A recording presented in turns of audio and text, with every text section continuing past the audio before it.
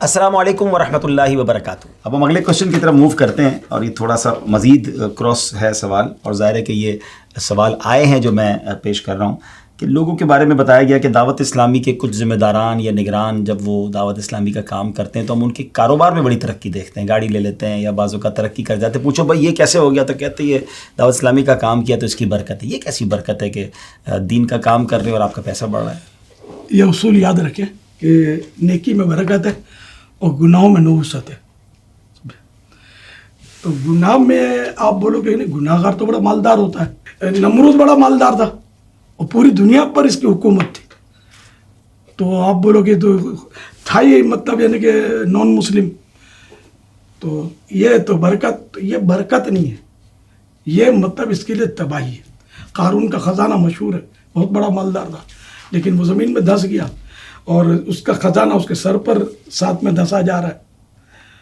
تو برکت نیکیوں میں بھی برکت ملتی ہے، کبھی مالی اعتبار سے حلال روزی کی صورت میں کسی کو برکت مل گئی تو وہ بھی ٹھیک ہے، اللہ نے اگر دیا ہے تو مال مطلقاً برا تو نہیں ہے نا۔ جس کا مال حلال ہے اس سے وہ زکوٰۃ ادا کرتا ہے، اس سے وہ حج کرتا ہے، عمرہ کرتا ہے، قربانیاں کرتا ہے، غریبوں کی مدد کرتا ہے، اپنا پیٹ بھرتا ہے، ماں باپ کی خدمت کرتا ہے، بال بچوں کی سیوا کرتا ہے۔ مال تو بڑا کام کی چیز ہے، جبکہ ہو حلال اور رضا الہی کے لیے اس کا ہو استعمال۔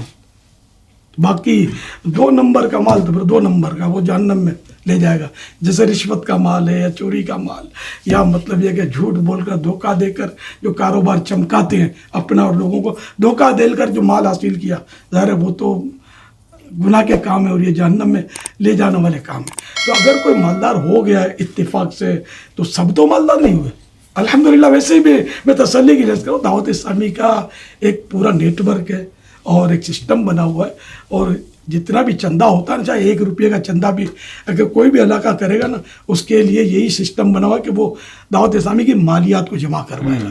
اپنی مرضی سے اس 1 روپے کو وہ استعمال نہیں کر سکتا۔ تو اگر کسی نے کر بھی لیا تو اس نے ایک تنظیمی قانون کی خلاف ورزی کی، اور اگر وہ 10 20 100 50 روپے اس طرح کر بھی گیا وہ تو مالدار تھوڑی ہو جائے گا۔ اتنا تو دعوت اسلامی کسی کو کھانے نہیں دے گی۔ کا سسٹم الحمدللہ ثم الحمدللہ مضبوط ہے۔ آپ کا جب چیز آئے آپ معلومات کر لیں، پوری مالیات بنی ہوئی ہے ہماری۔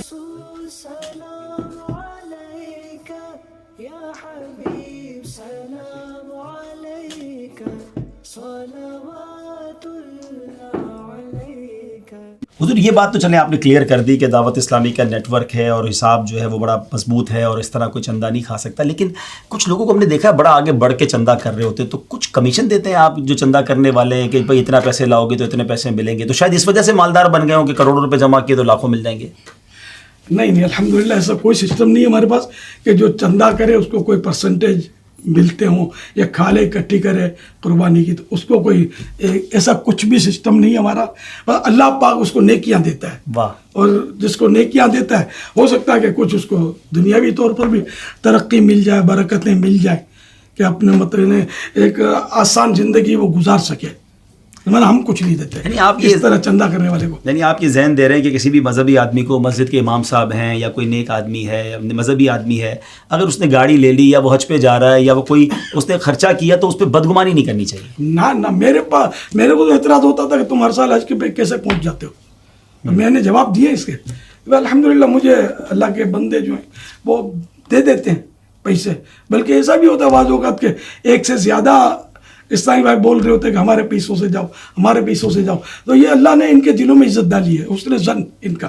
تو الحمدللہ کبھی بھی 1 روپیہ بھی میں تو دعوت اسلامی میں مدنی چینل پر جو بولتا ہوں یا اتنا جو بھی اللہ کی رحمت سے مطلب میں دعوت اسلامی سے کبھی بھی میں نے تنخواہ نہیں اٹھائی، 1 روپیہ بھی نہیں الحمدللہ دعوت اسلامی سے میں نے نہیں لیا۔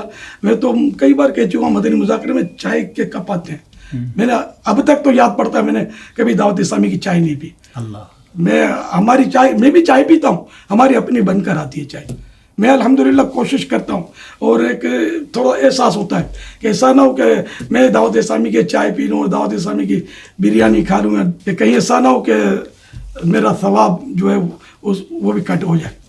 تو اللہ کے لیے کرنا ہے تو کوشش یہی کرنی ہے کہ ہمیں دعوت اسلامی سے کوئی مالی فائدہ نہ ملے، اور نہ لیا جائے. دعوت اسلامی میری ہے الحمدللہ. اپنی دکان سے کوئی تنخواہ لے گا, اپنے گھر سے کوئی تنخواہ لے گا, تو دعوت اسلامی تو میرا گھر ہے الحمدللہ. تو یہ بھی ہمیں پتہ چلا کہ بدگمانی جو ہے وہ ہمیں کسی کے بارے میں اعلیٰ حضرت رحمۃ اللہ علیہ فرماتے ہیں کہ بدگمانی غیبت سے کم حرام نہیں ہے. بدگمانی تو بہت کی جا رہی ہے. یہ مطلب یہ مالدار کیسے ہو گیا, اور اس کے پاس یہ تو بھیک منگا تھا, یہ تو عالی شان پلازے میں کہاں رہنے لگا. یا اپنے یار ان کاموں آپ کیوں, کوئی پابند نہیں ہے, آپ مکلف نہیں ہے, پانجی کرو سانجی تھی. اردو میں ایک کہاوت ہے, یا شیخ اپنی اپنی دیکھ. ہمیں بس اللہ کو راضی کرنا ہے, اس کے حبیب صلی اللہ علیہ وسلم کو خوش کرنا ہے. تو یہ غور کرتے رہیں کہ یہاں ہم کیسے مقبول ہوں ان درباروں میں. اس پر تنقید, اس پر تنقید بلا وجہ, اور مطلب شبہ اور شک اور وہم اور تہمت اور بدگمانیاں, نہیں نہیں نہیں, یہ سب پھنسا دیں گے آخرت میں. ایسے کام ہمیں نہیں کرنا. آتے ہیں وسوسے, آدمی ٹال دے, اس کو بگا دے, شیطان کو نو لفٹ کر دے. کیسے لگے آپ کو جوابات؟